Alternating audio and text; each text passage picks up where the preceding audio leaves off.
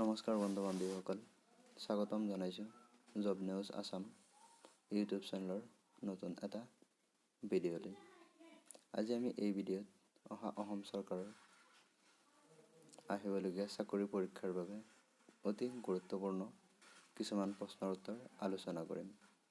তো আহক দেৰি নকৰাকৈ ভিডিঅ'টো আৰম্ভ কৰোঁ।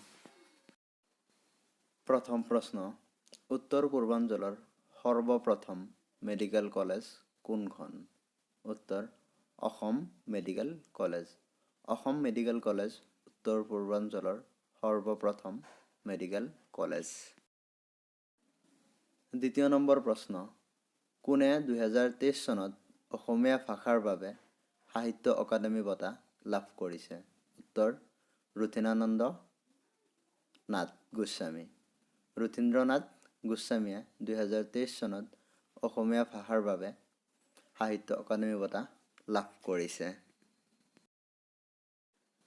3 নম্বৰ প্ৰশ্ন, অসমৰ কোনখন ৰাষ্ট্ৰীয় উদ্যানক পূবৰ আমাজন বুলি জনা যায়? উত্তৰ দিহিং পাটকাই। অসমৰ দিহিং পাটকাই ৰাষ্ট্ৰীয় উদ্যানক পূবৰ আমাজন বুলিও জনা যায়। 4 নম্বৰ প্ৰশ্ন, ভাৰতৰ প্ৰথমটো তেল শোধনাগাৰ কিমান চনত প্ৰতিষ্ঠা কৰা হৈছিল? উত্তৰ 1901 চনত। 1901 চনত ভাৰতৰ প্ৰথমটো তেল শোধনাগাৰ ডিগবৈত প্ৰতিষ্ঠা কৰা হৈছিল।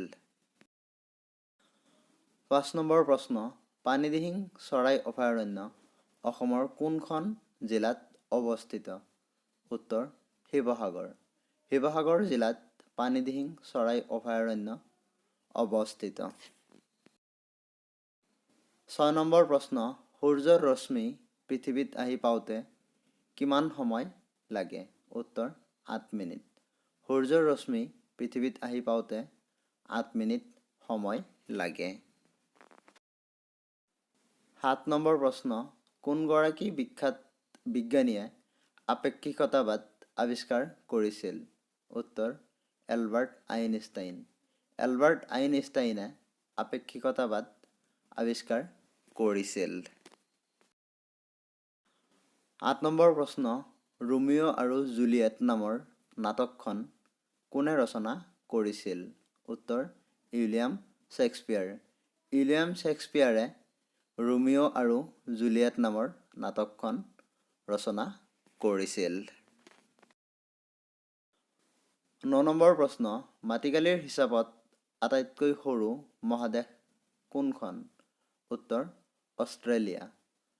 অষ্ট্ৰেলিয়া মহাদেশ মাটিকালিৰ হিচাপত আটাইতকৈ সৰু মহাদেশ।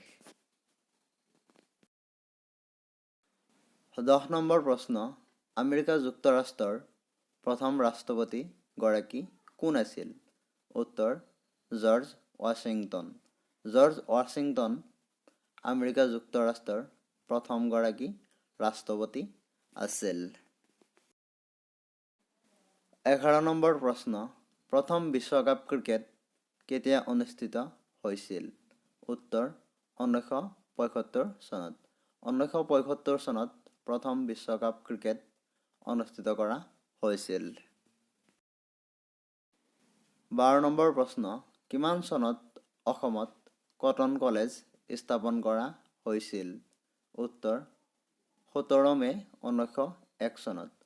17 মে' 1901 চনত অসমত কটন কলেজ স্থাপন কৰা হৈছিল।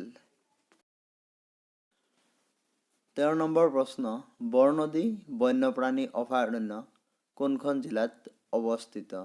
উত্তৰ ওদালগুৰি জিলাত। ওদালগুৰি জিলাত বৰনদী বন্যপ্ৰাণী অভয়াৰণ্য অৱস্থিত। 14 নম্বৰ প্ৰশ্ন, খ্ৰীষ্টীয় কিমান শতিকাত উমাচল শিলালিপি খোদিত হৈছিল? উত্তৰ 5ম শতিকাত। খ্ৰীষ্টীয় 5ম শতিকাত উমাচল শিলালিপি খোদিত হৈছিল। 15 নম্বৰ প্ৰশ্ন, খ্ৰীষ্টীয় কিমান শতিকাত কানাই বৰশী বোৱা শিলালিপি খোদিত কৰা হৈছিল? উত্তৰ ত্ৰয়োদশ শতিকাত। ত্ৰয়োদশ শতিকাত কানাই বৰশী বোৱা শিলালিপি খোদিত কৰা হৈছিল? এইকেইটা আছিল আজিৰ প্ৰশ্ন। যদি ভিডিঅ'টো ভাল লাগিছে ভিডিঅ'টো এটা লাইক কৰিব আৰু এনেকুৱা ধৰণৰ নতুন নতুন ভিডিঅ' পাবলৈ চেনেলটো ছাবস্ক্ৰাইব কৰিব আৰু যদি কিবা ভুল হৈছে এই ভিডিঅ'ত কমেণ্ট কৰি শুধৰাই দিব। ভিডিঅ'টো শেষলৈ চোৱাৰ বাবে ধন্যবাদ।